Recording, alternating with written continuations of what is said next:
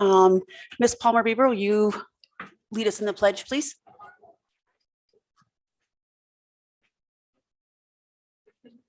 I pledge allegiance to the flag of the United States of America and to the republic for which it stands, one nation, under God, indivisible, with liberty and justice for all.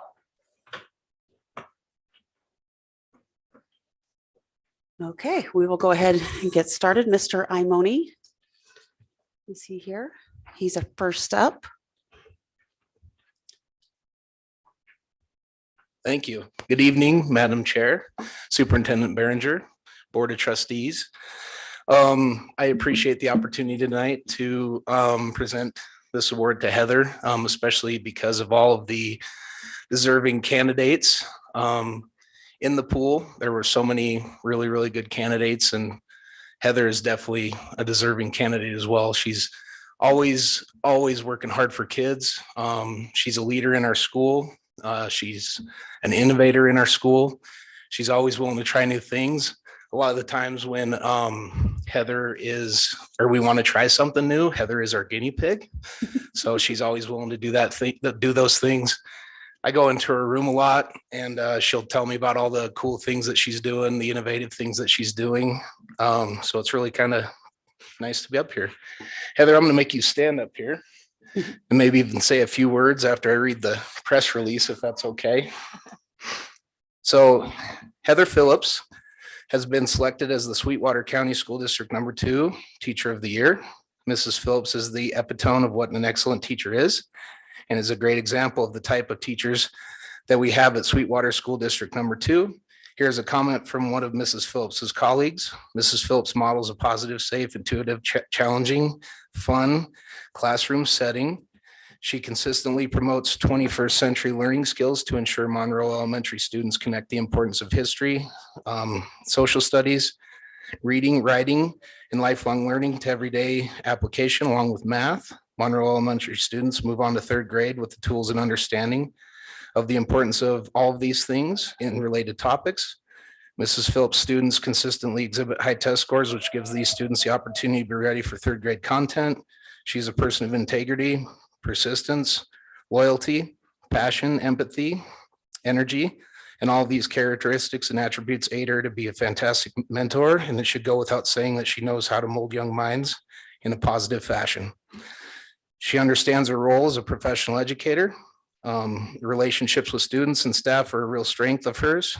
Heather has created a positive impact on building climate in all schools, which she has worked.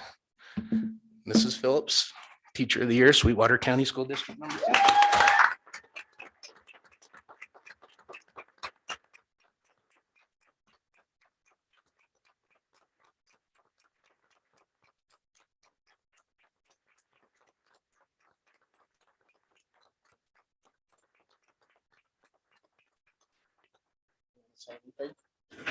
I don't know. Okay.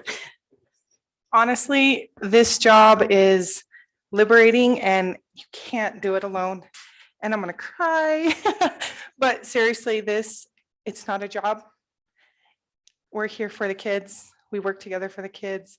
And that's what matters, is growing our future generational kiddos. And it's amazing. And I'm just so blessed. So thank you for everybody who gets to put up with me every day. So thank you.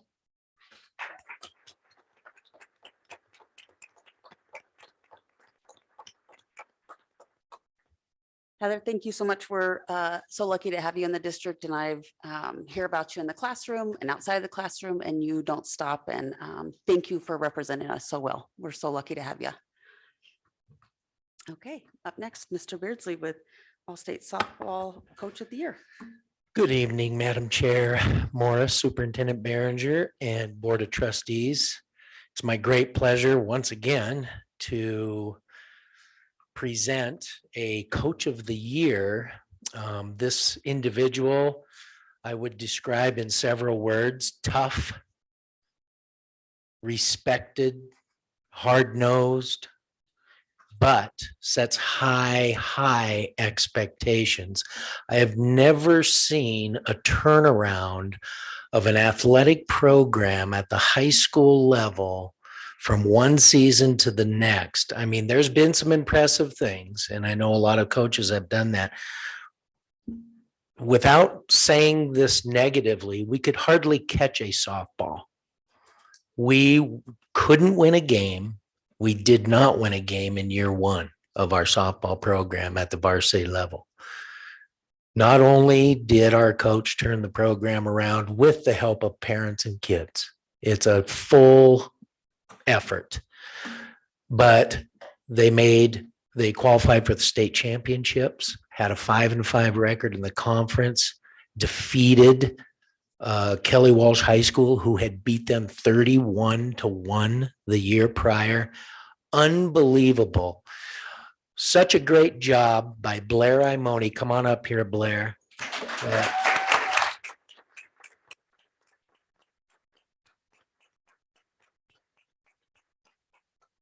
And her whole coaching staff, and again, the kids and parents for what they did.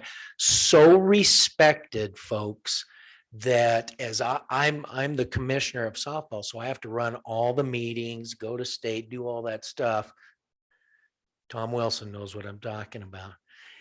And the coaches, it's just unbelievable. People from the stands at state, hoping we win, all sorts of things. But I've never seen the kind of respect that Blair actually garnered from her peers. It's very impressive, and I'm very proud to be part of it, because I know that Blair and I have worked very closely and very hard with the help of the school board to get it going and all of that. But I'm very proud of Blair, and I'm going to introduce her as Wyoming. What are we, West Conference? Yeah, West Conference softball coach of the year in her second season. No wins to state, and we were right there at state. Unbelievable.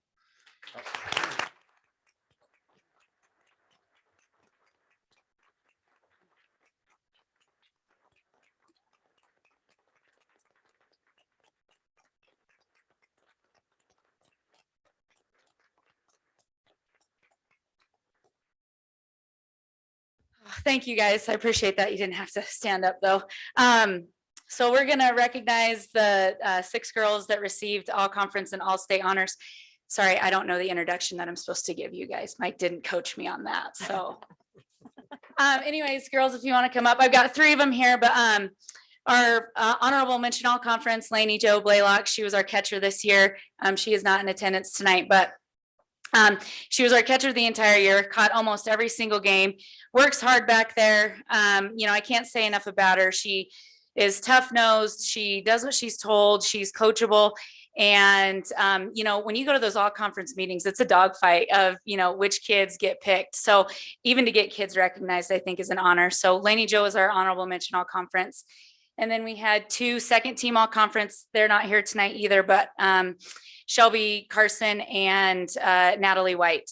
And Shelby, I just can't say enough about this kid. She is a coach's dream. She's a kid that, you want to coach. She hustles everywhere. She does everything that you ask her to, and her heart is there. And I wish we had a whole team of Shelby's as far as her attitude goes, because she's just a great kid.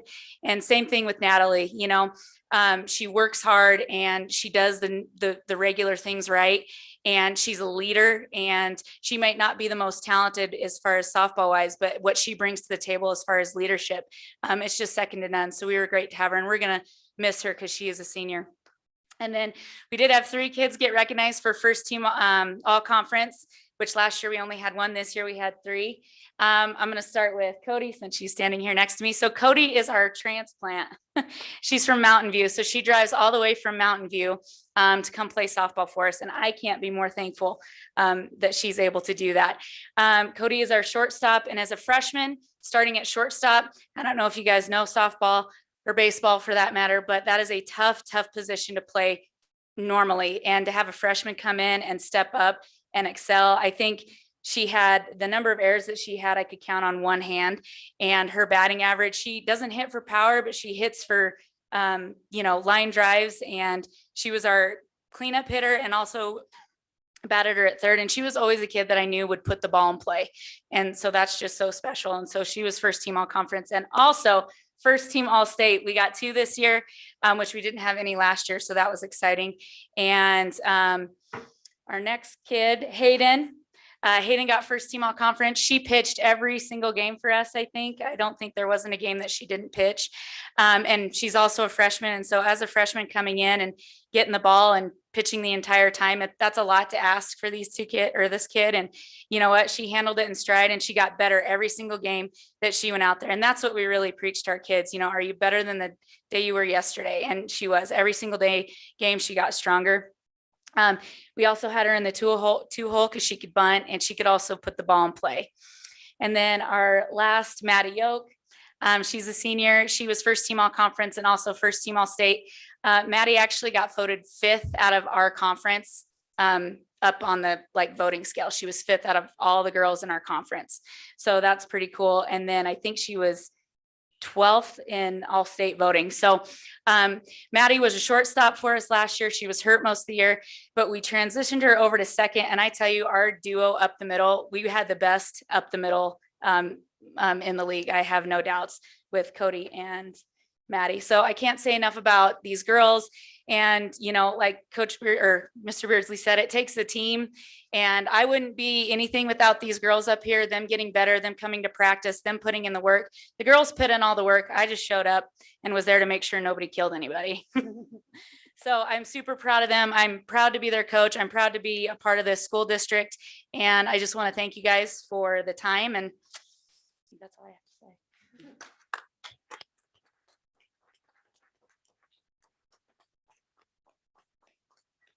Congrats, ladies, and congrats to Coach Imoni. Thank you. And now Mr. Dan Hansen for all state track recipients.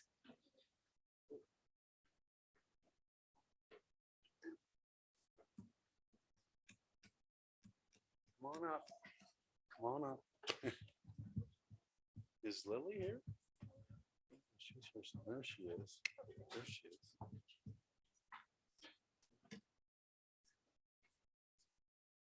All right, very good.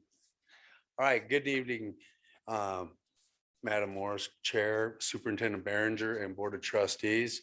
It's my pleasure to share with you our all-state and all-conference track and field athletes for indoor and outdoor from this year. Hayden Roberts was all-state high jump, placed second. And he right now is he's contemplating either going to Western or Montana Tech. He did get a little offer from Montana Tech, so he's kind of weighing out his options there. One thing that I want to say about Hayden is, and actually Kaylee, very committed in the fact that during indoor, they had to come in every morning or a couple mornings every week at 5:30 in the morning to pull out the high jump pit and the standards and the cover and to practice and then take it all down and put it away because school starts and then you have basketball practice and everything else. And these two kids are very committed to the sport of track and field. And I just want to tell them how proud I am of them for doing that. We compete against 8 other schools that actually have indoor facilities where they get to go do their thing right after school, have their hour and a half, 2-hour practice. Our kids have to come in at 5:30 in the morning, 5 o'clock in the morning. We got to work around everybody else. So it's showing a lot of commitment from these kids. They got to put in a little more extra time. Plus then they have to come in at maybe after school because they run hurdles. They do the long jump. They do other running events that they have to train for as well. So we kind of work around everybody else where a lot of the schools in the state have their own facility. And those are the kind of kids that they have to compete against. All right, so let's move on to all conference. Chris Wilson, sophomore. And he won the triple jump at the conference meet at Natrona this year. He ended up 7th in the triple jump, but it took him to get injured first before he placed 7th. So, but he did a real nice job. And what's nice about Chris is he'll be here hopefully another 2 years with us. He's a sophomore this year, going to be a junior. So we're looking for 2 more good years out of Chris. Kaylee Gibson, she was also all conference in the high jump, first place. She placed 4th at the state track meet in outdoor. And just by misses, she ended up 4th. So she could have been right there at 2nd. So that's how close that competition was. And Kaylee and Hayden are both seniors, are going to be much missed next year. I feel like we were shorted because of COVID. Everybody was, but I wish we'd have had another 2 years with those kiddos. The next one is Lily Munoz. But let me back up. Kaylee, have you decided where you're going to school? Colorado. Which one? Mesa? Colorado Mesa to do track and field. So it was either Colorado Mesa or Black Hills State. So, and she wouldn't tell me even at the state track meet. So she made me wait till now. Oh, good. Good to hear that you're going on. That'll be a good spot for you. And then Lily Munoz, she was all conference first place in the 300-meter hurdles. Then she was all state 300-meter hurdles, 2nd place. She is going to walk on at the University of Wyoming and run track and field for them. Interesting story about Lily is at our first home meet, she took a little spill. And so she was basically on the shelf for about 4 solid weeks. And unfortunate that injuries do happen. But I think if that wouldn't have happened, I really think she'd have been a 2-time state champ and the best again, as she was last year. And obviously Lily is a senior. So 3 out of these 4 kids we're gonna dearly miss. They were great leaders. They were also team captains for us. They showed up every day, worked hard, and good people. Good people. Thank you.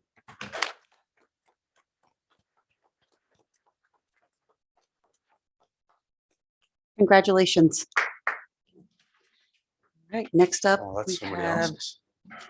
Toby Trumbull with the All-State Boys Soccer recipients.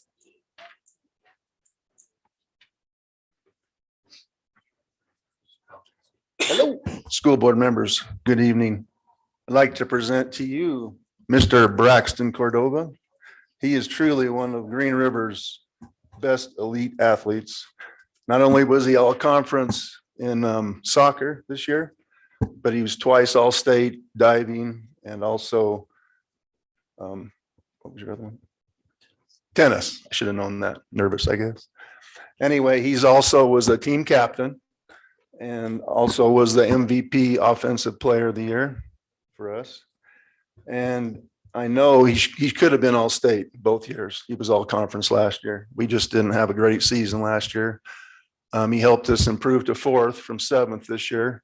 We were so close on Braxton to get to state. And I think if the other coaches could have seen him on the other side of the state, he definitely would have got it. There's no doubt in my mind he'd have got it. I think he could probably play any of the sports he does in college. So I look forward to coaching him this next year. And I think we can win state, huh, buddy? All right. All right. Thanks, Braxton. All right, thanks. Congratulations.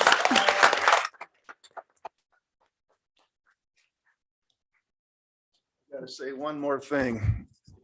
Coaches have a standing joke about Braxton. If he decides not to do sports, look at that hairdo. We all want to be his agent if he decides to become a model. Oh, okay, Mr. Beardsley. Yes. Madam Chair Morris, Coach Hanson wants to say one more thing real quick, very important that he forgot. Of course. Sorry, I got looking at my paper and then I got confused. I'm not a good reader. That's why I teach physical education. But anyways, Hayden Roberts also broke our indoor school record for high jump, 6'2". And the previous, it was 6'2", he jumped 6'4". Wow. So,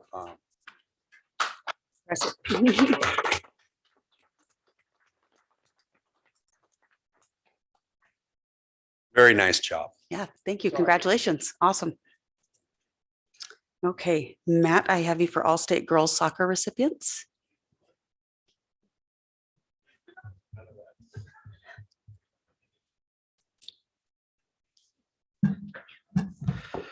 Madam Chair Morris, Superintendent Beardsley, or Behringer. See, I suck at reading too, so don't worry, It's Hanson. going straight to your head. Other distinguished members of the board. I'd like to introduce my 8 all-conference girls I had this year.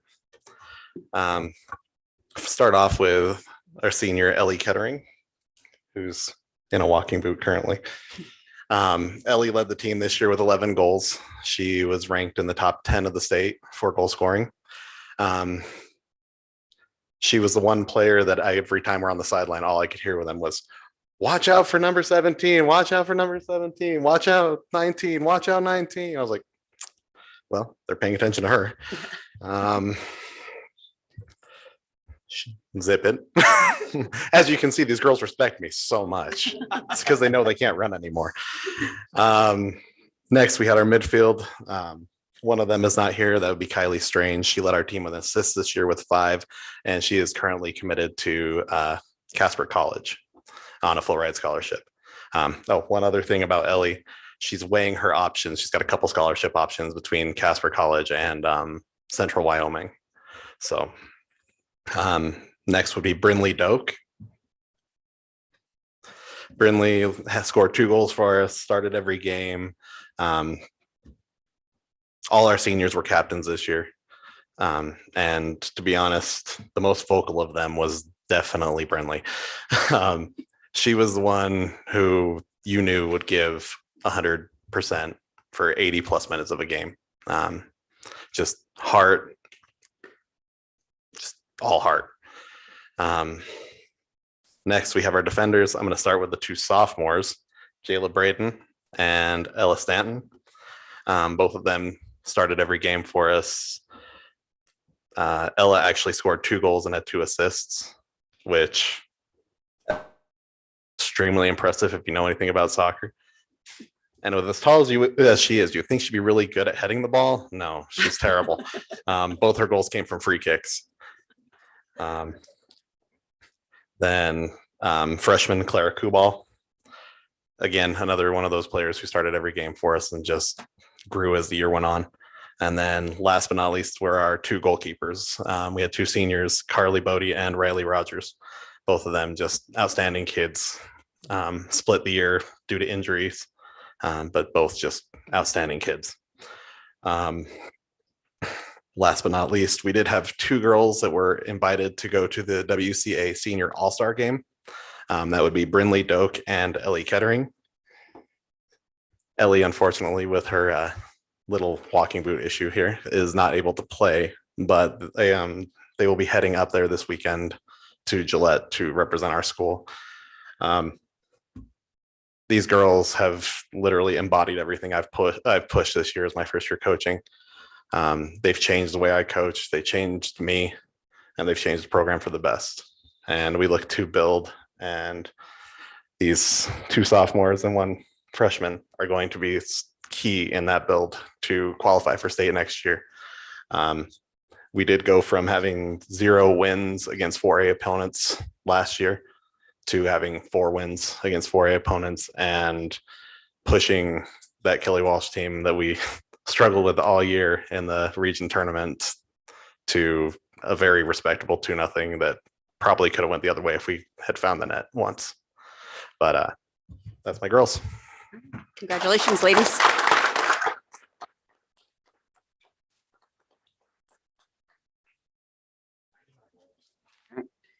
And Miss Victoria Hemphill, I have you up next with an update on the dog park.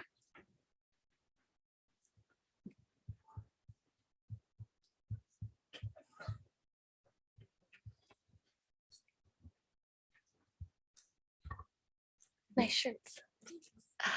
Good evening, Chairwoman, Superintendent, and Board. Thank you for having the Green River High School chapter of National Honor Society. The faces you see this evening actually represent over 200 members, all students of Sweetwater County School District 2. Summertime is a very busy time, and many current members have prior obligations, making them unavailable. Many of the NHS members I would like to recognize have graduated and moved on to the next phase in their lives, like college or careers, making them unavailable as well. I am here because what was once a dream is now a reality. National Honor Society is building a dog park for the community of Green River. Hard work and dedication truly pay off, and this park is a perfect example of perseverance. $38,000 is a lot of money to raise. 4.5 years is a very long time to work on one project. To give you a better perspective of our timeline, Jesse Losey was the chapter president when this project began. Since then, Jesse recently graduated from the University of Utah with an honorable degree, a bachelor's in science in medical laboratory, and is preparing for medical school. That's a lot of study time and a lot of meetings for canine recreation. During the last 4 years, NHS's time was not solely spent on the dog park. In addition to the park, NHS contributed over 20,000 hours of community service. We adopted families at Christmas time, collected diapers, donated Thanksgiving meals to families in need while getting Marshall Rhodes to dress as a turkey, made blankets and care packages for patients at Primary Children's Medical Center, helped with a walk to end Alzheimer's, helped with the Alzheimer Awareness Golf Tournament, which we will again do on Saturday, rang the Salvation Army bell, assisted student council, very slightly, they do a ton of work, provided free tutoring at the high school and at Lincoln, made gifts for our local veterans, firefighters, and police officers, spent time at all 4 elementary schools helping the teachers, visited the elderly at Castle Rock Convalescent Center, and much, much more. I'm sure that most of you have read the local newspapers and know about the park's progress. Tonight, I want to present a few of the members that have made this a reality. The park has been no easy task. We fundraised, attended meetings, learned about planning and zoning, worked with accountants, purchasing, collaborated with contractors, engineers, built relationships with the city of Green River, presented to the mayor and city council. And this exposed our members to hands-on experience in professional fields, which they may one day pursue. We ordered material, prepared, and hoped to install very soon. We felt great success and also grappled with disappointment. This park is 4 years of hard work. This park is also a representation of the great community that we live in. Sweetwater County truly is a special place filled with citizens that want the best for one another. NHS may have organized and executed the project, but there are so many fantastic community members that have also contributed. Our first big break came in March of 2019 when we received a major donation to the park. The Tom and Mary Corbellis Charitable Trust donated $20,000 to us. The trustees at the time were Daylin Smith, Chelsea Tomic, and Marilyn Doctor. Thank you, Thomas and Mary Corbellis Charitable Trust. Without you, we would still be selling 50-50 raffle tickets and standing on You Went to Drive, asking for cash and holding signs that say, honk if you love your dog.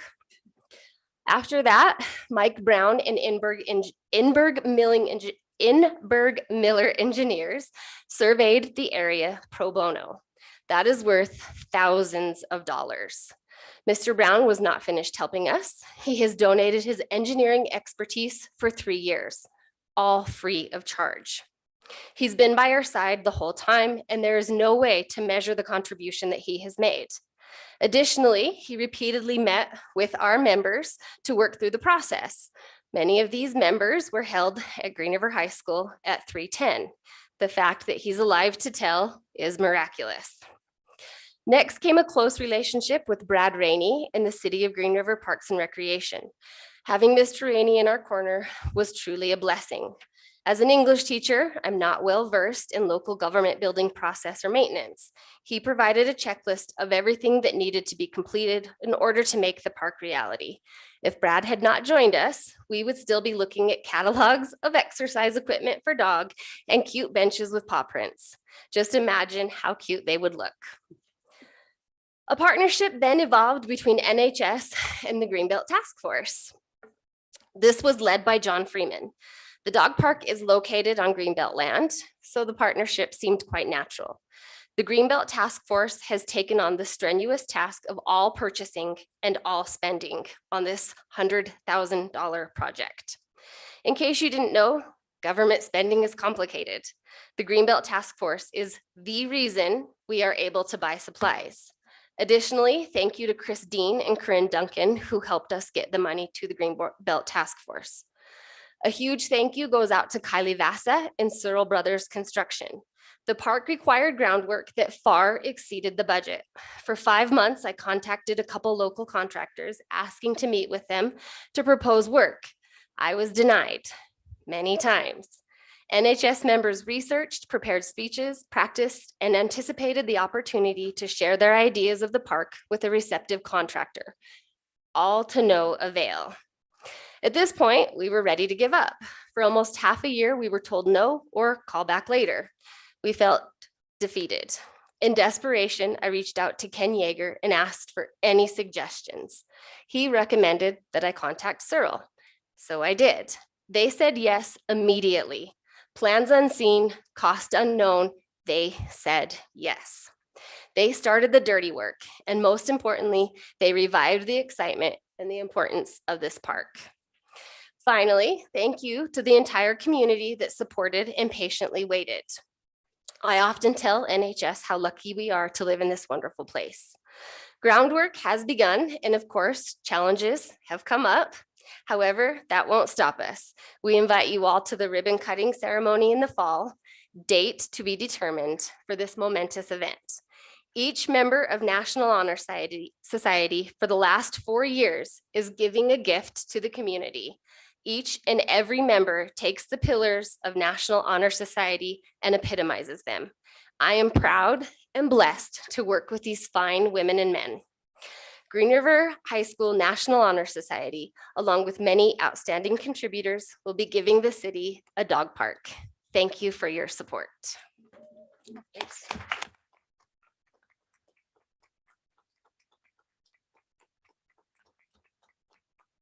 Thanks for your perseverance and hard work. We can't wait for it. Hey, I had a suggestion for you, and I shared this with Brad. You know, we are going to re-turf our football field next fall, and that turf will be available, the old turf. And I don't know if you're planning on planting grass or We'll how take you, it. Yeah. but I think that's an option for you. I assume I don't know what the company does with the old turf, but it seems dogs pooping on turf would be better than grass. That's what we I think don't know too. if I can say that, but I did. Yeah. Thank you. We'll pursue that. At the time, currently our plan is to seed. We couldn't afford sod, but that doesn't have the longevity we hoped for. So thank you. We'll look Yeah. into that. Yeah, work with Tony and Craig on that. Thank you. Yeah. Thank you. Okay, now is the appropriate time for visitors in the audience to be recognized and to speak on items both on the agenda and of general concerns to the patrons of Green River Schools. There will be a limit of 3 minutes for an individual and 5 minutes for a group spokesperson. No speaker shall speak more than twice on any issue, and the board is legally obligated to maintain confidentiality concerning district personnel, and therefore matters concerning district personnel will not be discussed. I have Mr. Beardsley up for public comment. I'll keep it quick for Mr. Vice Chair Core, but Madam Chair Morris, Superintendent Behringer, and Board of Trustees wanted to give you a quick update on our weight room program that we have put a large commitment into. In 2021, which was last summer, I got a little data here. We had 36 boys and 15 girls, 51 total kids taking part in the Green River High School weight program. And at Lincoln Middle School, we didn't really have a program, but we did have 6 boys and 2 girls. Total of 59 students were taking part a year ago. This summer, We have 86 boys and 45 girls for a total of 131 Green River High School students that, give or take a day or whatever, but they've had that many involved. And at Lincoln Middle School, 47 boys and 36 girls for a total of 83. So we have 214 kids involved, from 59 to 214. So that, as a starting point, is great. We were hoping that we could attract more kids, recruit. We've done that, and we're not stopping. Duke Haynes, who's in charge of our overall weight program, sent out an email to coaches the other day asking them where they are. We've got lots of kids. We need more. I chimed in. Some coaches showed up. We're not going to stop. More importantly than the numbers, though, I was able to join Justin Lamb and Dylan McCoy in the middle school program for about 3 days. I helped them out. Very impressive what they're teaching. It's age appropriate. I just wrote a few things down. They're learning the basic techniques. I saw some agility and core strength taking part. It's age appropriate exercises. And more importantly, the social and emotional health that the kids are getting by doing this, and physical health, is a plus. At the high school level, very impressive. We have Josh Lewis, our athletic trainer, Duke Haynes, who his specialty is athletic development, Josh Lewis, injury prevention. And then we also have Rick Carroll, who's into power and strength. The combination of the coaches has created a very appropriate, developmental, awesome setup so far. So good results. It's going to be the product that we put out. That's our emphasis, to continue to grow the program. I compared our numbers with some of our other 4A opponents, rivals, all of that. Our numbers are better than theirs right now. So we're very happy with that. There's a good brief for you. Mr. Beardsley, just saying, I've stopped down there 4 or 5 times, and it is impressive. There's a lot of kids, so they're doing a good job. Thank you. Yeah, and I walk every morning, and 2 or 3 times I walk by the rec center on that path, and first couple of days I was like, what the heck is going on at the high school? I couldn't figure it out. And then I figured it out. So the numbers are impressive. Yeah, they're definitely improved. And like I said, I think the other thing is we want that quality of program, and we're still working on that. We have to set the standards so that all the kids want to come and join our program. So we'll keep working on that. Good job. Thank you. Okay, anyone else?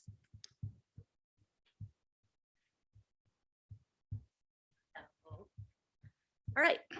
Good evening, Madam Chair Morris, Superintendent Behringer, and Board of Trustees. My name is Brianne Palmer Bieber, and we are here tonight to introduce ourselves as the new Executive Board of the Green River Education Association.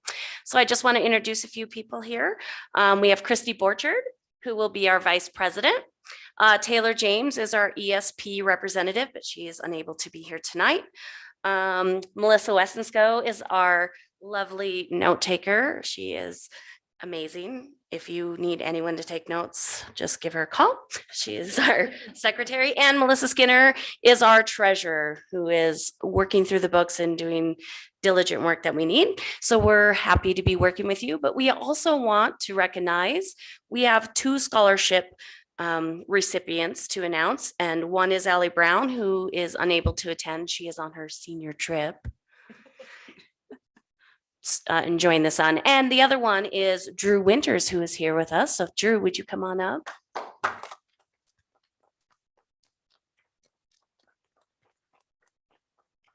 Yeah, I'm going to put you on the spot.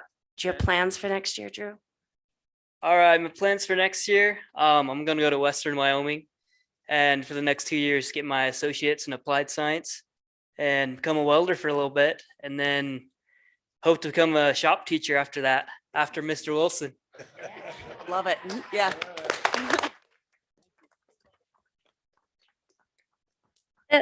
Thanks for letting us speak. Yeah, thank you and congratulations. Thank you. Good plans. Okay, I'm just going to mention real quick before we, oh, one more. Mr. Skinner's coming up. Sorry. Madam Chair, Superintendent, and Board. I am Brad Skinner. I'm not here actually to speak about theater this time, but I want to take a quick moment for some praise to be given to Leah, to Brooke, to the entire team at Food Services. They took care of providing the food for our final show for our theater. It was our end of year banquet, as well as our murder mystery dinner theater. And they knocked it out of the park. Absolutely amazing. Not only was the food incredible, but it was the communication, the process that they put into helping our program, into making sure that they had everything on their end taken care of to make sure we were able to put forth a great show. Absolutely amazing. So anybody, if you have events that you need food for, our food service here is top notch. They were incredibly impressive, and I cannot thank them enough. So just want to take a quick moment and let them know how much we appreciate all they do. Thank you. Cool. Sorry. Is there anyone else?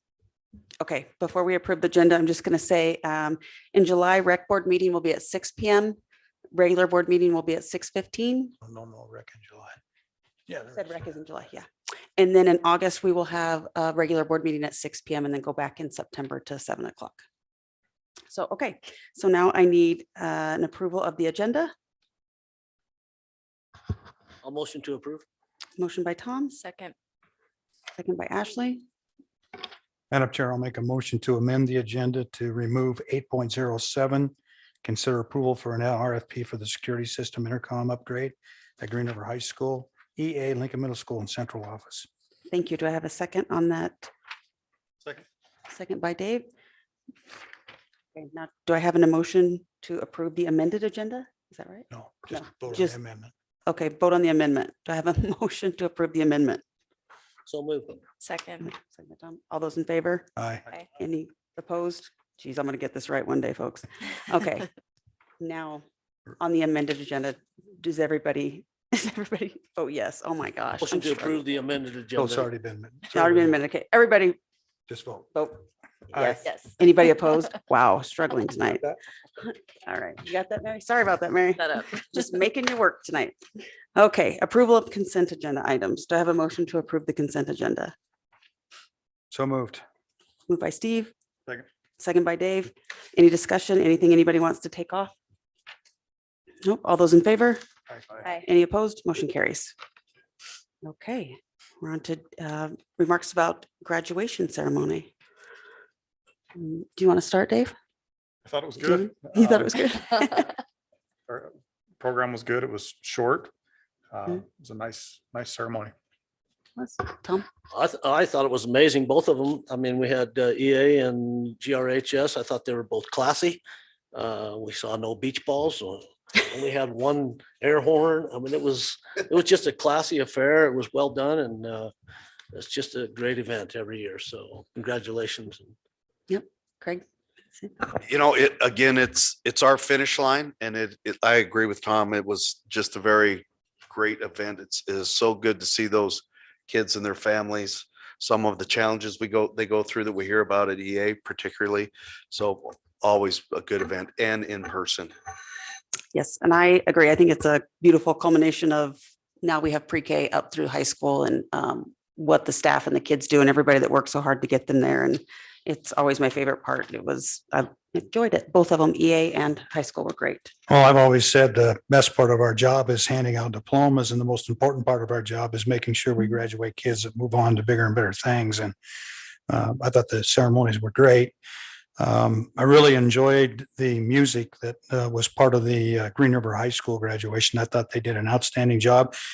And some of those numbers that they had to perform were not easy. Yeah. And I thought they did a good job. So very, very well done. Yeah, I enjoyed both ceremonies as well, and thought all of the speakers did a great job and had great messages to share. I always love EA's graduation, and I appreciated Ralph individually introducing each of those graduates that he has and that he knows them so personally. So it was good. Same. It's really fun to see kids and their families. That's kind of the candy on the top of the cake for all of us to see that and see their success and hear hear their speeches. So it was really good. I think everything went well. Yeah, it was beautiful. So thanks. You guys did a great job. Everything went off without a hitch at both schools. So thank you for that. And again, reminder of the rec board meeting next month at 6. And Dr. Foos, have you up with approval of new certified contracts?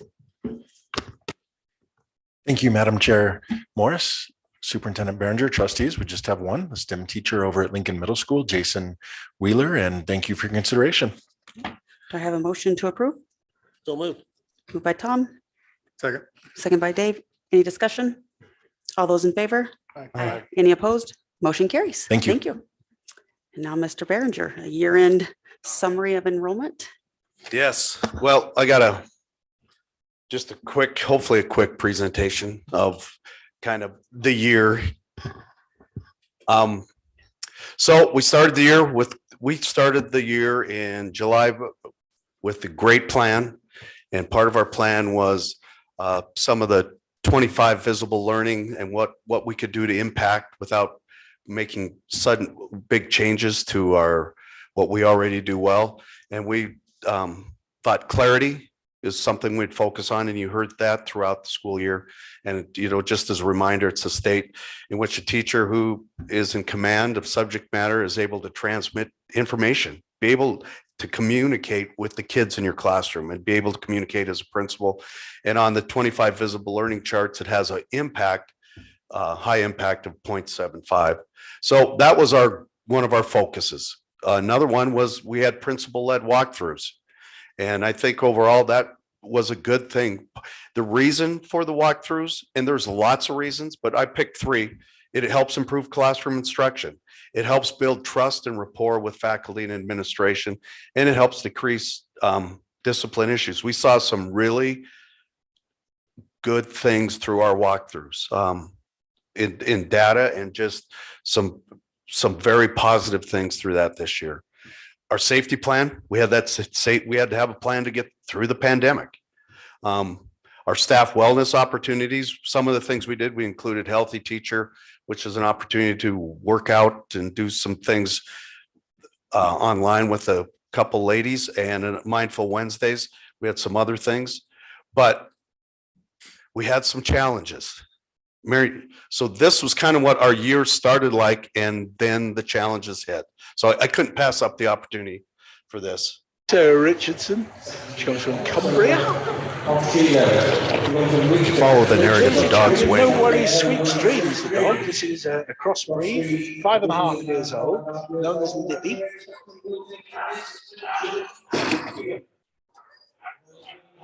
This dog is cruising over through the age of 12, Sarah's hurdles. 17. Well trained. Handling well ahead of the dog, well ahead of the dog. Sometimes that works, sometimes it doesn't. You make the dog go behind you, you can lose control. And then it happens. The dog's reason for the How do we get to the next one? We don't need to watch the rest of it. That's not very nice. And then life happens.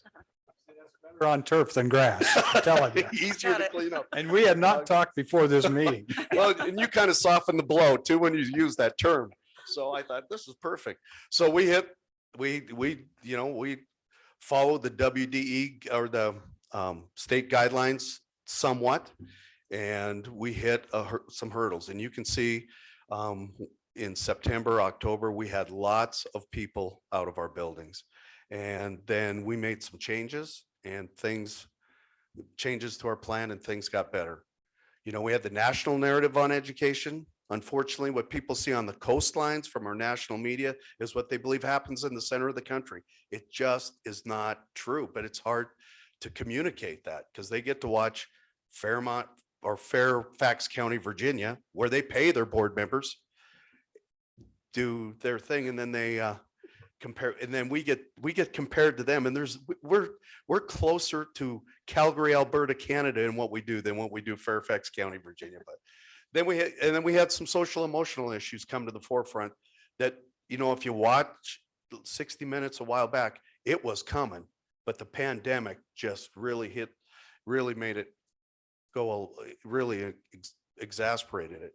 So addressing the challenges, we had to adjust our safety plans because what we were doing was not working. We extended COVID leave, and that was the federal COVID leave ended in the summer of 2001, us as a district extended it to our employees this past year. We extended notifications to staff who needed supports beyond the school day, staff that were struggling with their own issues. We took opportunities to recognize successes, and I'll show you some of those. Ultimately, I'll tell you what got us through, and we'll see when Greg goes over the white top scores, is this district has good systems in place.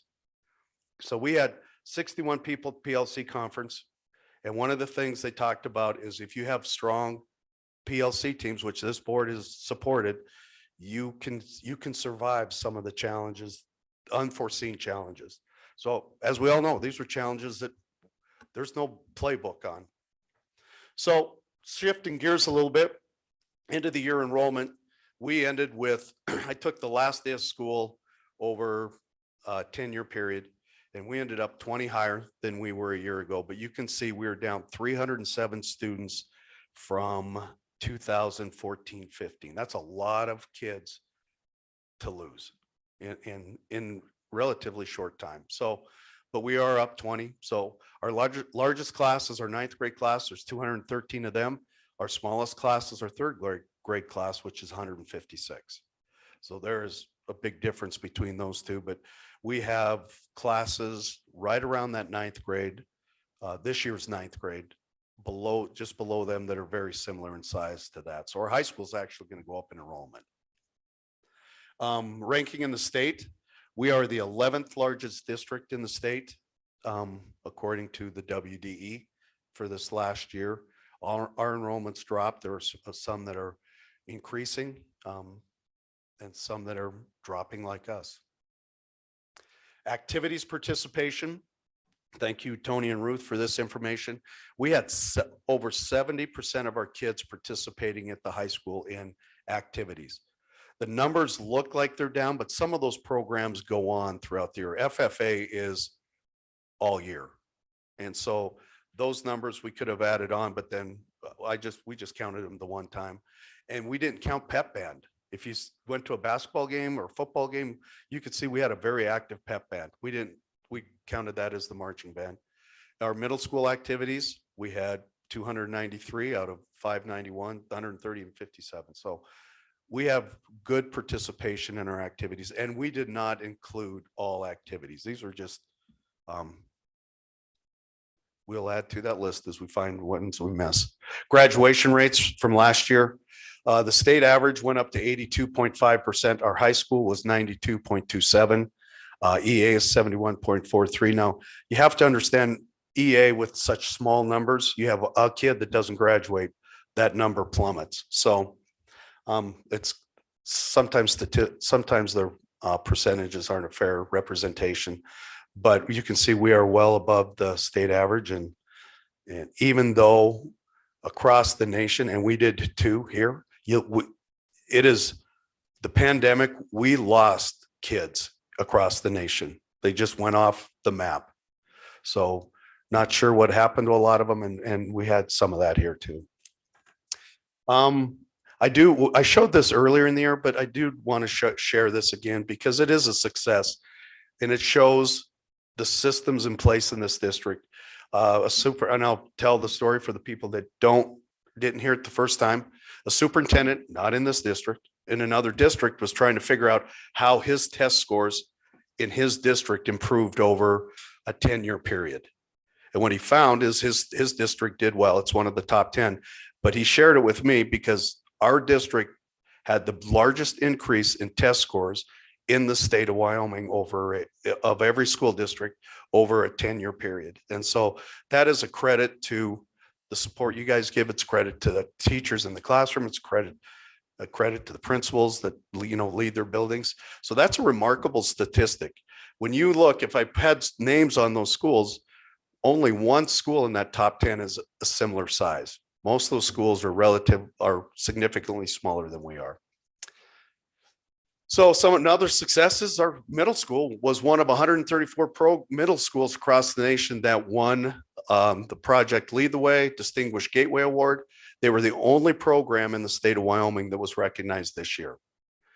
And I'm telling you, we went over there and judged some of their projects this year. Very remarkable. We have kids that could get jobs right now. I mean, very cool opportunities for our kids at the middle school. Everything from aeronautics to 3D printing. So there's just a lot. Very good credit to them. We had the Wyoming Teacher of the Year. We also had the School Nurse of the Year. We also had the Elementary Principal of the Year. And we were talking today, this will never happen again. So we need to celebrate again. There's no way you're going to get 3 state awards in a year in one school district, but we did. And Washington Elementary has also been nominated by the Wyoming Department of Education for a National Blue Ribbon School. We'll find out later this summer if they did that. And that's a very prestigious honor. One of the things we have to do looking forward is we have to understand where our kids are at, not where we're at or where we want them to be. And when I saw this graph, it is remarkable because in my mind, I thought our 12th graders were going out in a different place. Now it's probably different in Wyoming, but across the nation, we have fewer seniors that have driver's license, fewer seniors that have tried alcohol, fewer seniors that have dated. And this, one of the scary parts is we've had fewer seniors that are actually worked through their high school career. And you're seeing that across the nation too. They can't open swimming pools in communities because they rely on teenage lifeguards and they're not applying for the jobs. So we're in a very different place from where we're at. And so this week, the RIDE committee is going to be at Rock Springs. I hope they talk about meaningful internship programs for our kids, because our kids, I got some of the kinks worked out on Kenny Greenup's ranch when I was 14 years old and wasn't stacking the bales the way he wanted. So he cussed and cursed and made sure we stacked the bales right. Kids don't have those opportunities now. So internship programs in our high schools allow kids to get real work experience and hopefully meaningful high school credits, because they can be life changers. Our seniors need to be learning what it's like, what the expectations of the work world is, not sitting behind having us tell them for the 13th year in a row. So there's some challenges with that. Interestingly enough, this other chart is we measure our success and failures based on our reading and math scores. But if you look at I wish I had a pointer. Do I have a pointer here? Little round thing. Okay.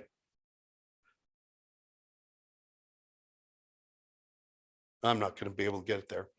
If you take a look at the highest wage job, the most important skill for the highest wage job is strong social emotional skills.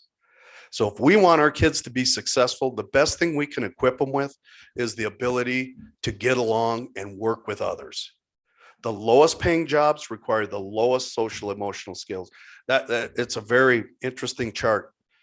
Basically what it says, when you're a high wage earner, if you want to be a high wage earner, they can teach you the job if you have the right skills. You don't have to come in knowing it all.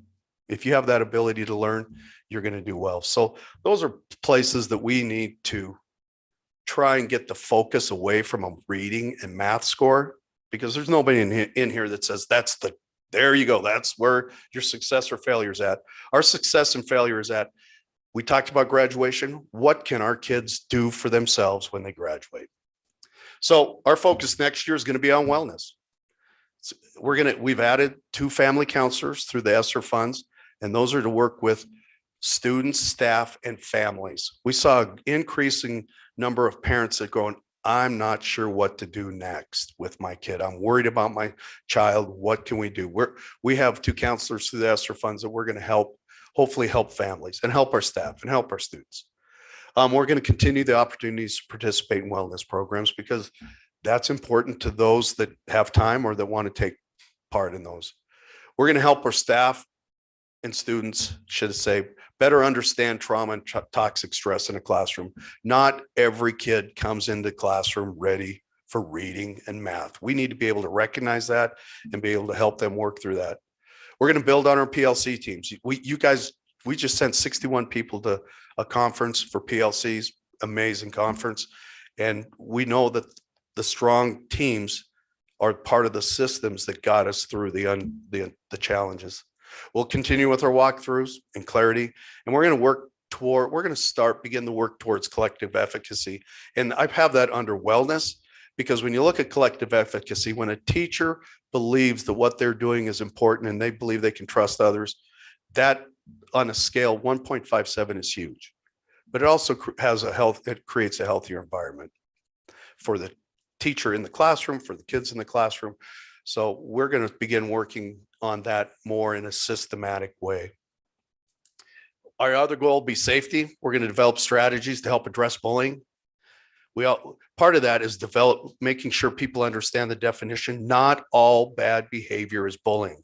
Sometimes it's just bad behavior, but we have to be able to also recognize bullying and what can we do to help the bully, help the victims.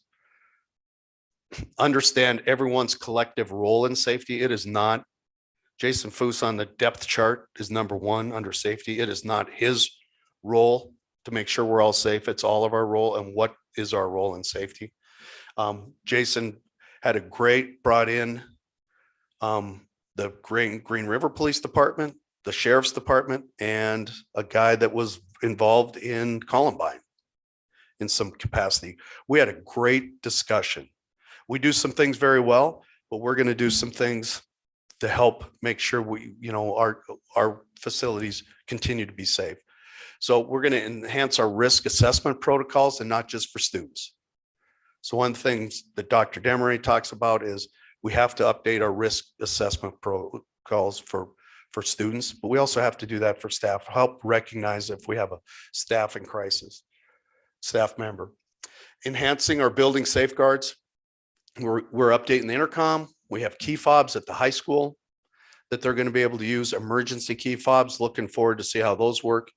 We're going to strengthen our protocols for emergencies in the building, not just gun violence, but if we have a natural disaster, if something happens on the train tracks and we have to lock down our buildings because of leaking gas. But we will be working with the Green River Police Department and the Sweetwater County Sheriff's Department. We'll do a security analysis conducted by an outside agency or agencies. What they'll do is they'll come in and do a evaluation of each school for their safety. What do you need to do to make sure this building is more safe? And we had some really interesting discussion around that, but having a good evaluation of what some of our blind spots is going to be helpful. And we'll review active shooter training with the Green River PD. They came in 2 years ago and some this year and went through a course with our teachers, staff. This is what we do if we have an active shooter. So the more training we can get, it better. We also, our focus is going to be communication. We have a new website. It's easy to set out communication through social media. We need to learn how to do that and use that better to communicate. We need to, when I say we, I'm saying myself, other administrators at central office, we need to get out and meet with groups, meet with buildings, meet with the district. We need to further develop our process to help navigate requirements and work more efficiently in the district. So where do I go if I need help? Who is the right person to go through? So, and that's part of our communication.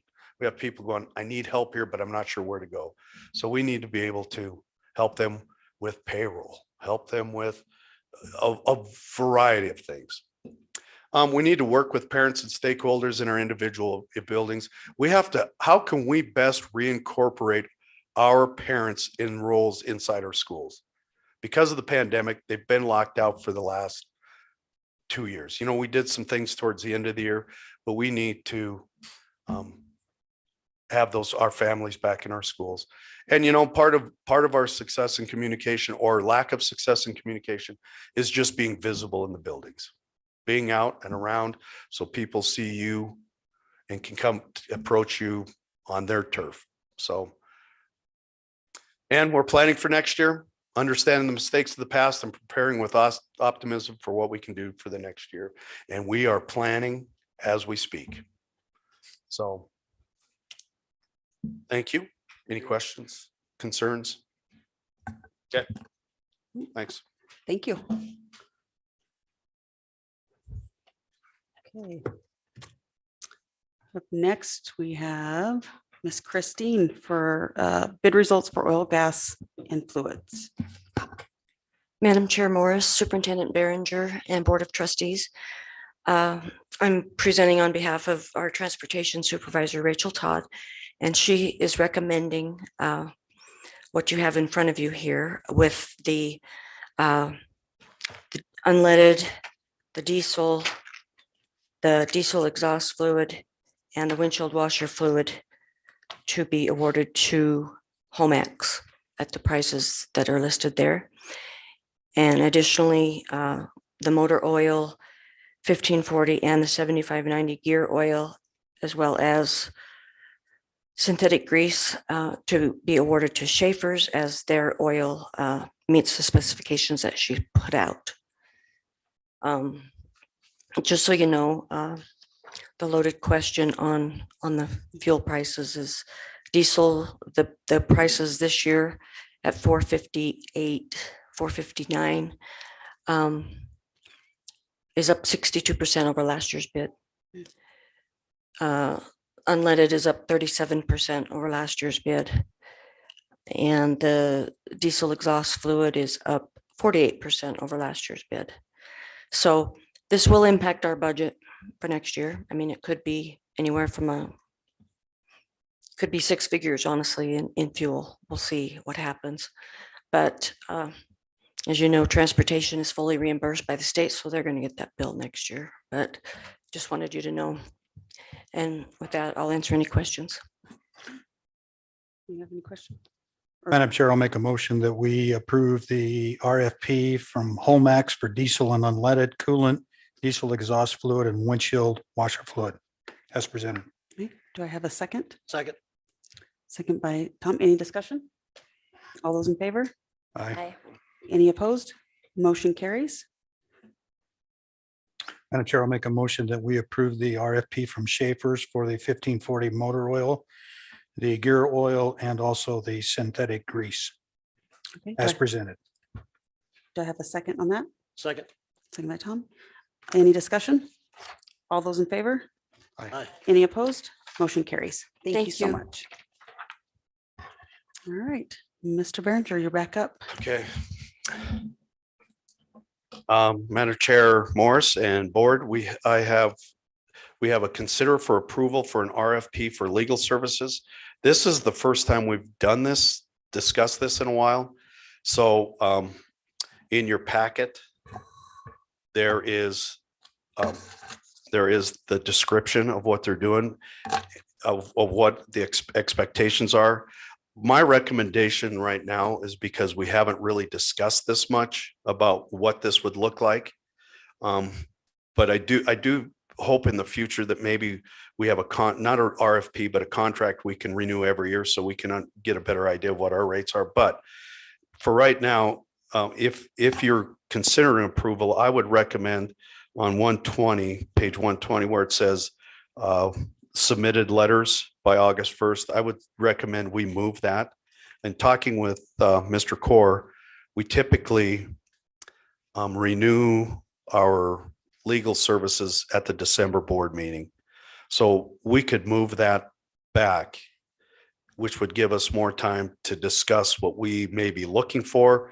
Not that we're looking for a change. We're not looking for a change. We're just looking for the request for services, but we could move that date back, which would then in turn move back the term from September 2022 to December, if you wanted to stay with that December timeline. Okay. We'll take a motion and then discuss. Well, yeah, okay. I'll make a motion. We go out for an RFP for our attorneys, and they need to submit letters by November 1st, There we go. 2022. And the contract terms will be from the board meeting in December, which is not really the 1st of December, but whenever the board meeting is in December until November 30th of 2023. There we go. Do I have a second? Second by Dave, and now discussion. In years past, when we've done this, and I don't know if any of you guys have been through the process, but what we've done is we've got RFPs and then we look at them and we decide who we want to bring in an interview based off the RFP. So if we get 10, we can whittle it down to 3 and have those 3 come in and do an interview process because they are our attorneys, the school board's attorney. And certainly the decision that we need to make. I think Craig needs to be involved in those discussions as well. But that would be my recommendation. And so sometime in November, when we come to that point, we can discuss it and figure out who we want to bring in for an interview, and it'll give us time to make that decision in December.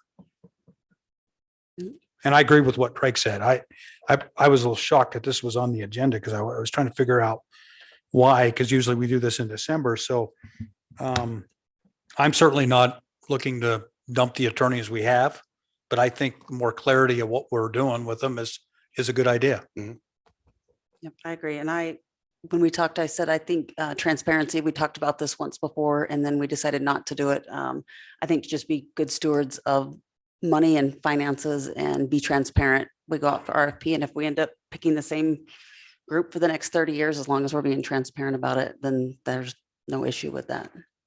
Okay. So any more discussion? All those in favor? Aye. Any opposed? Motion carries. All right, and next, JR, approval of printer contracts.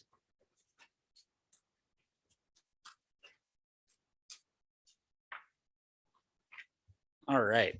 Madam Chair Morris, Superintendent Behringer, members of the board. This is obviously our favorite time of the year by the amount of times I'm on the agenda. First up, we are seeking authorization to renew our print service contract for the 22-23 fiscal year with Copier and Supply. Slightly adjusted because we have removed some of our older printers that are end of life. And so that cost has gone down a little bit, but also the cost of toner and everything has gone up about 15%. So it's about $200 cheaper per month for this contract. Do I have a motion to approve the printer contract? So moved. Second. Any discussion?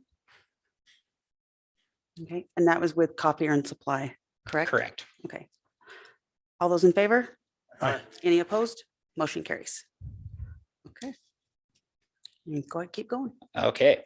We are also seeking approval to replace 59 desktop computers.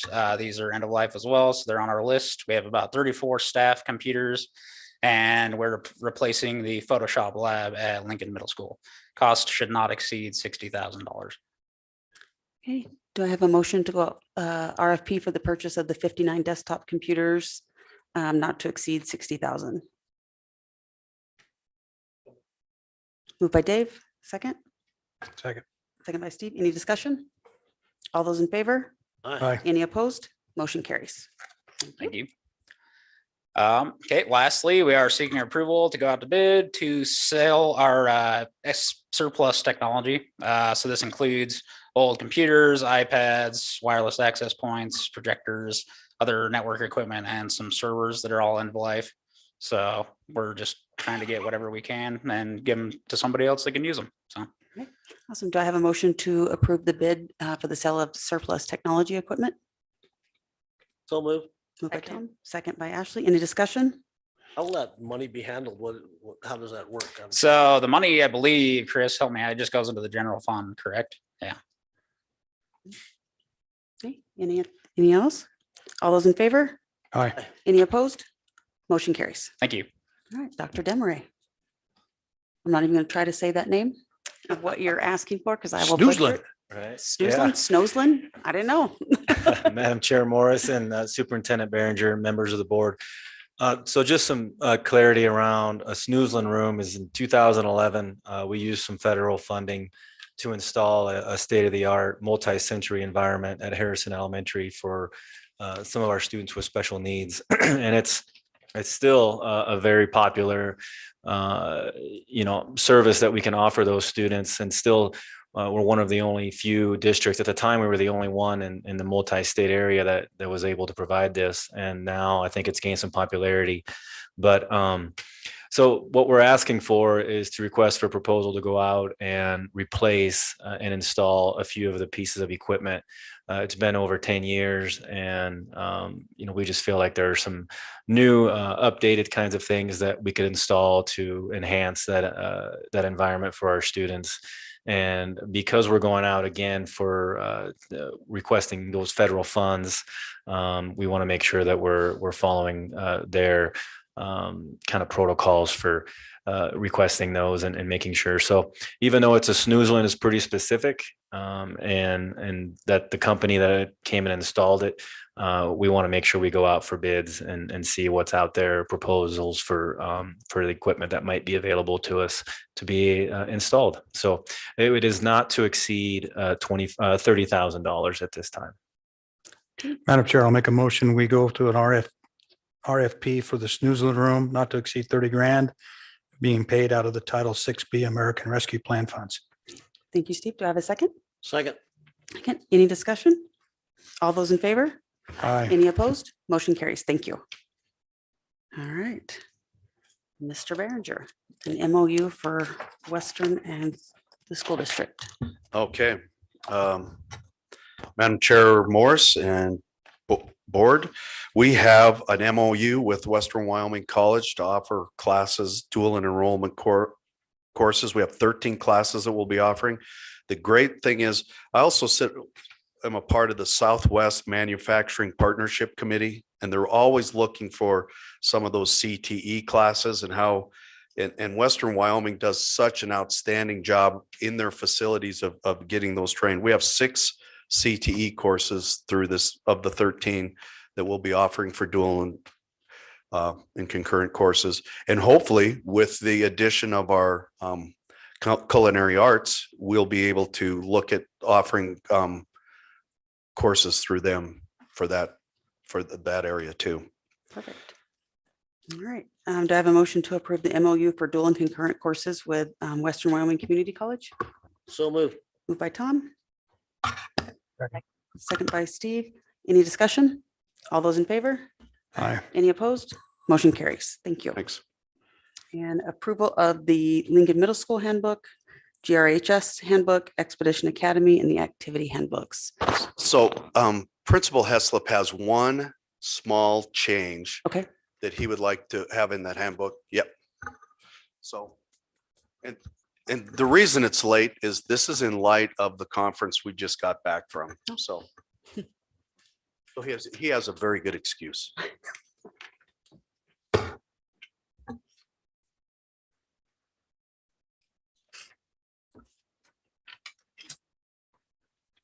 Madam Chair, Board of Trustees, and Superintendent Behringer, thanks for letting me come up here to visit for just a minute. After coming back from the National PLC Institute training and visiting with our staff, one of the questions that had come up from our team was, what do we do with people that aren't willing to get on board and be part of this process to do what's best for kids? And they talked about it being a contractual obligation. And I had a tendency to agree. It's just being professional to do the right work and to work together in a team to do what's best for kids. But there was nowhere in our staff handbook that addressed that. So I put in a small piece in there that does that. And it's to, let me see, I think it's on like page 13 of the staff handbook. It talks about duties and responsibilities assigned to teachers. And it says that teachers are expected to, and there's a ton of different bullet points.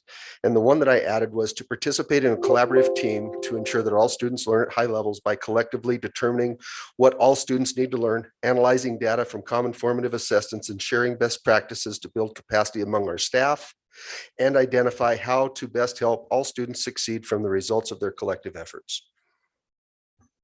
And so if I could comment on that, they've We're already set up doing it. time. They're already doing it. And they've set up time in their calendar day for this, in their calendar week for this to happen. So really what it does is it just puts in writing what they're already doing.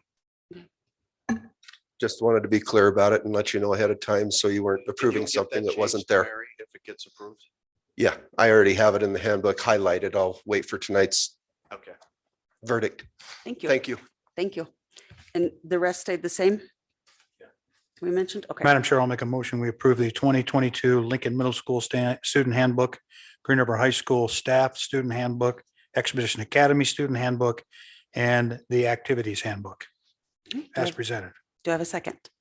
Second. Second by Tom. Any discussion? All those in favor? Aye. Any opposed? Motion carries. Thank you. Dr. Foos. Thank you again, Madam Chair Morris, trustees, Superintendent Behringer. Third and final reading for the two policies you see here on the docket. This first one here replaces the one that we're going to be asking to retire right after this vote here for third reading. Thank you. Do I have a motion to approve the revision of policy EEAD? So Special- moved. Okay, moved by Ashley, second by Tom. Any discussion? All those in favor? Aye. Any opposed? Motion carries. All right, in EEADA. Thank you for your consideration to retire this one. The one that you just approved takes this one's place.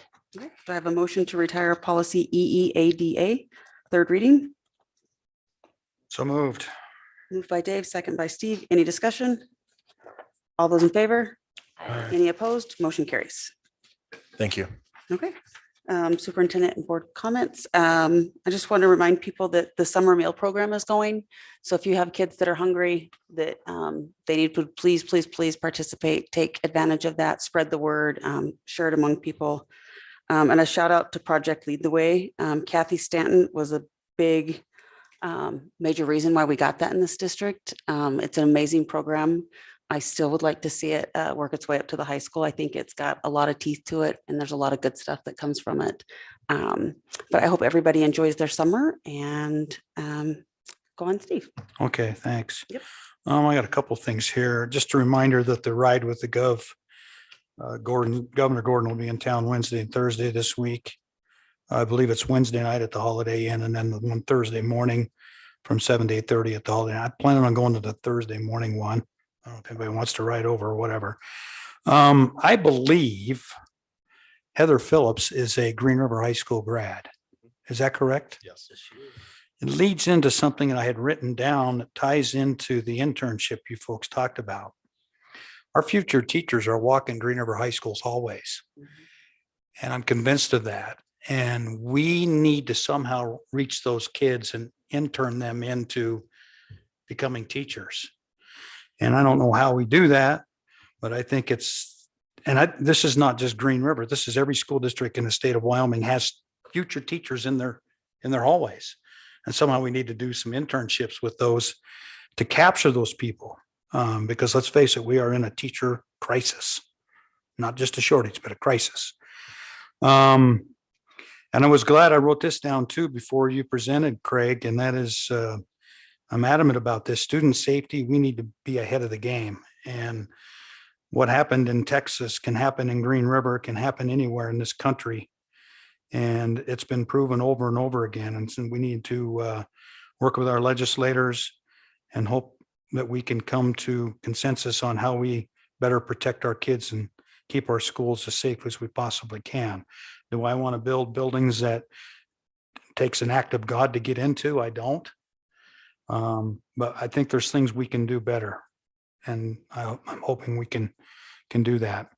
10-year graduation rate in Green River High School, over 90%, all 10 years. Amazing. Tom, you were in the building for a lot of those years, and that's an amazing, amazing number, I think. And that's all I have. Ashley? I just thank you for the update. And I was excited that part of our goals next year is to get parents back in the classrooms, because I hear that a lot from parents. They're kind of like worried that the teachers don't want them there, or just since COVID. And that was one of my favorite things to do as a parent, and it helps you to get to know the other kids and really to understand if your kid's telling you the whole story or part of the story or what. And it just builds relationships with the teachers, and they need help. And whether you're in the room working with the kids or making copies or whatever, it just helps you to be present. And so I hope that more parents will get involved again. Also, I wanted to say thank you to all the people who attended the PLC conference. It looked like everybody's having a good time and learned a lot. So I'm glad for that. And I hope everybody takes the summer to relax and recharge and be ready for next year. Mark? Oh, I guess so. I hope everybody's summer schedule's good and everybody has a great summer, and thanks for everybody's hard work. Appreciate it. Dave? I don't have much, just if our kids aren't safe, we're not gonna get very far. So that's top on my mind right now on my agenda is being sure that our kids are safe. So whatever we can do to help, we'll do it. Thank you. Tom? I'll echo that. I think school safety is at the forefront. Things like what happened in Texas bring that to light. So I just want to say hats off to Blair Iamoni. I mean, all of the coaches in the spring, they put in a lot of time and amazing, but to turn the program around like that is hats off to her. I got to make it to a couple of softball games. I've never been to one before. So I think a great fundraiser would be put Blair and Mike in a pair of boxing gloves, and I'm going to be putting my money on Blair. So if you got a chance to watch her coach, she's intense and the kids love her. So hats off to Lee Kennison, Brooke Birmingham, and their staff for not just for the theater work, but they're also providing all the summer meals. And I think our transportation department is a part of that as well. So hats off to those guys. Heather Phillips, amazing. She is a student at Green River High School. She was a thrower. And you're right, Steve. They're our future teachers like Drew are walking our halls, and we have to catch them. And then NHS is absolutely amazing, and it starts with leadership. Victoria Hemphill is she's also one of our students. She's a Green River High School graduate, but she's a go-getter. And the dog park will take place, and what she was talking about was there's just a hitch on who's going to put up the fence, but everything's in place and ready to go. So hats off to NHS and Victoria for that. So. All right, Mr. Behringer. Okay, I have two things. First off, every Monday we meet at 9:30. A group of us meet and kind of go through what we're doing for the week. And sometimes those discussions get passionate. But I have to say, the good thing about the group that meets every Monday is they are more interested in getting it right than being right. And so sometimes you go in there with the plan and you think this is what we're going to do. You get your butt kicked and then you realize that that's not going to happen. But it really, I think this year when we had to make changes, that group that meets every Monday, whether they want to or not, is, I'd like to thank them for their work. But also I'd like to thank the 61 people that went with us to that conference. The energy that Green River teachers have is just, it's remarkable. So great conversations after the day was over with, outstanding workshops. It's one thing to read a book about professional learning communities. It's another thing to sit and listen to really smart people talk about it, and then hear people that work in our buildings discuss what they can do to make it better. So thanks to those people giving up time in their summer and traveling down to 107-degree weather. All right, thank you. And do I have a motion to go to executive session for the purpose of personnel? So moved. So moved, Steve. No, I don't want to go. Steve says no. Okay, do I have a second?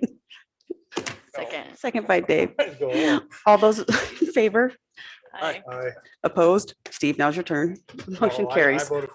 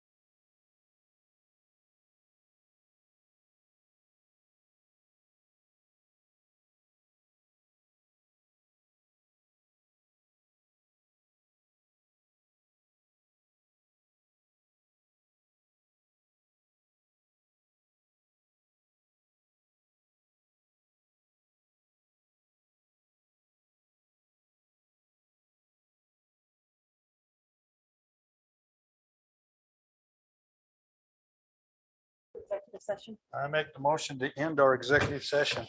Thank you. All those in favor? Aye. Any opposed?